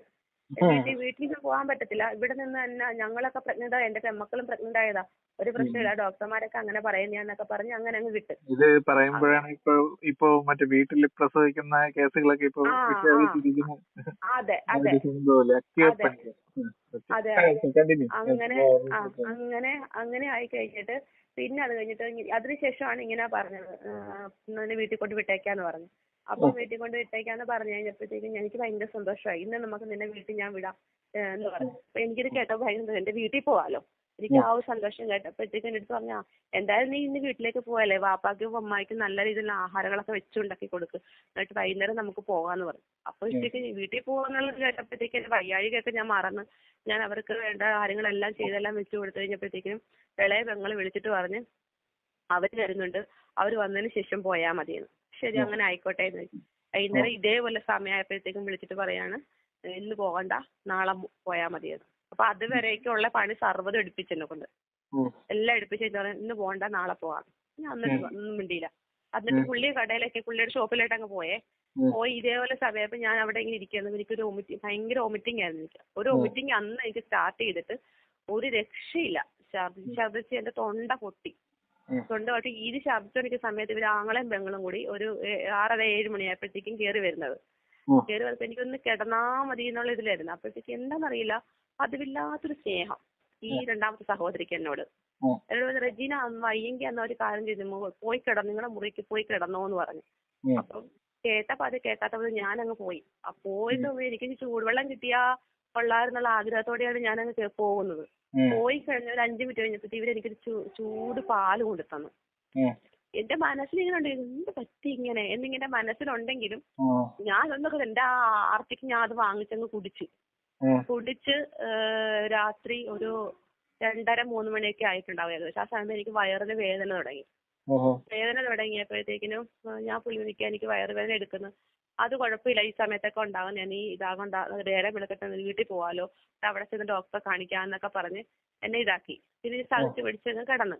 അങ്ങനെ നേരെ വെളുത്ത് എഴുന്നേറ്റ് കഴിഞ്ഞപ്പോഴത്തേക്കിനും ഈ ഇളയ സഹോദരി പറഞ്ഞു, റെജീന ഇന്നലെ ഉണ്ടാക്കിയണൊക്കെ പൊറോട്ട ഒന്ന് ഉണ്ടാക്കുവോ, പാപ്പാക്ക് ഭയങ്കര ഇഷ്ടമാന്ന് പറഞ്ഞു. ഞാൻ അതിനെന്താ ഞാൻ ഉണ്ടാക്കാലോന്ന് പറഞ്ഞ് ഞാൻ എല്ലാവർക്കും ഉണ്ടാക്കി കൊടുത്തു കഴിഞ്ഞ് കഴിച്ചിട്ട് ഞാനിങ്ങനെ അപ്പൊ അതിനുമ്പോ എനിക്കൊരു പനിയുടെ പോലെ എനിക്കൊരു ഫീല് വന്നു.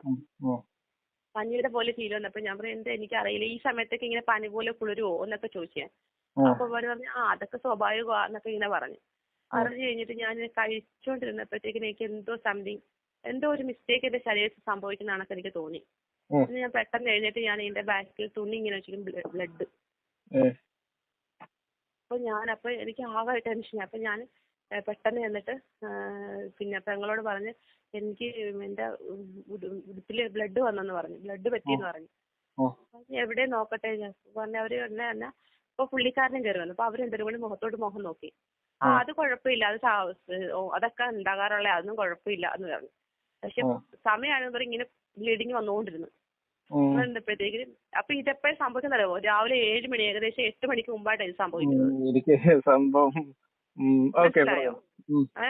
എന്നിട്ട് ഇവരെന്നെ ഹോസ്പിറ്റലിൽ കൊണ്ടുപോകണത് ഒരു 10 മണി അടുത്തായിട്ട് എന്നെ ഹോസ്പിറ്റലിൽ കൊണ്ടുപോകണത്.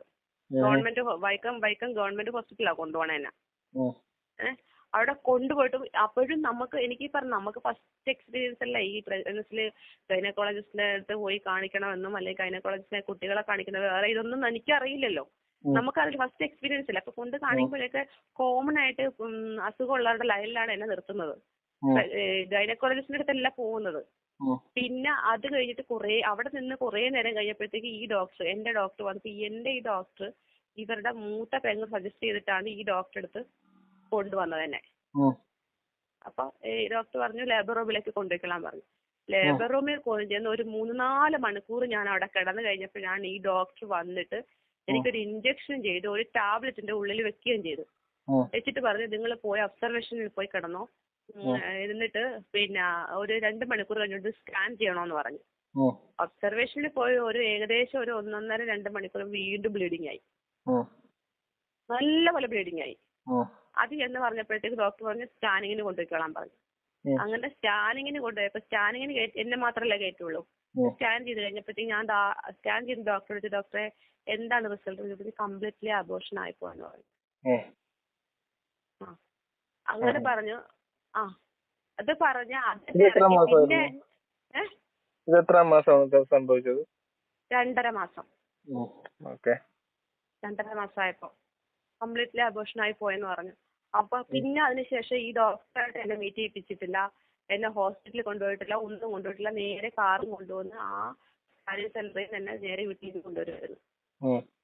എന്നിട്ട് ഡോക്ടർ പറഞ്ഞെന്ന് എനിക്ക് വൈകല്യം ഉള്ളത് കൊണ്ടാണ് ഞാൻ അബോർഷനായി പോയത്. അപ്പം ഇതിനു മുമ്പ് അത് വിട്ടുപോയി. അതിനു മുമ്പ് ഇവര് സംസാരിക്കുന്നുണ്ടായിരുന്നു പ്രഗ്നന്റ് ആയല്ലോ, ഇനിയിപ്പം എന്റെ കുട്ടി എന്നെ പോലെ തന്നെ ആയിരിക്കുമെന്ന്. എന്റെ വൈകല്യം ഞാൻ പ്രസവിക്കുന്ന കുഞ്ഞിനും അങ്ങനെ തന്നെ ആയിരിക്കും, കുഞ്ഞിന് വേണ്ട എന്ന ഒരു സംസാരവും ഞാൻ ഇതിനിടയ്ക്ക് കേട്ടു. അപ്പൊ ഇത് പുള്ളിക്ക് അങ്ങനെ എന്തെങ്കിലും സംശയം ഉണ്ടാവുമെങ്കിൽ അത് മാറിക്കോട്ടെ എന്ന് വെച്ചിട്ട് എന്നെ ഫസ്റ്റ് കൺസൾട്ടിങ് പോയപ്പോ തന്നെ ഡോക്ടറോട് ഞാനായിട്ട് ചോദിച്ചു, ഡോക്ടറെ എന്റെ വൈകല്യം എന്റെ കുഞ്ഞിനെ ബാധിക്കുമോ എന്ന് ചോദിച്ചു. അപ്പൊ ഡോക്ടർ പറഞ്ഞു ഒരിക്കലും ഇല്ല, അത് നിങ്ങൾക്ക് ജന്മനാ ഉള്ളതല്ലല്ലോ, പകുതിക്ക് വെച്ച് വന്നതല്ലേ, അപ്പൊ അങ്ങനെ ഒരിക്കലും വരത്തില്ല. ജന്മനാ ഉണ്ടെങ്കിൽ തന്നെയും വളരെ റയർ കേസാണ് അങ്ങനെ വരുന്നതെന്ന് പറഞ്ഞു. അപ്പൊ പുള്ളിയുടെ സംശയം ഞാൻ സ്ഥിരീകരിച്ചു കൊടുത്തല്ലോ. അപ്പൊ പിന്നെ അവിടെ സംശയത്തിന്റെ കാര്യമില്ലല്ലോ. പക്ഷെ വീട്ടുകാർക്ക് അങ്ങനെ ഒരു സംശയം ഉണ്ടായിരുന്നു, മനസ്സിലായോ? അതിനാണ് അവര് ഇങ്ങനെ ചെയ്തത് എന്നോട്. എന്നിട്ട് അബോർഷനായി വീട്ടിൽ വന്നത്.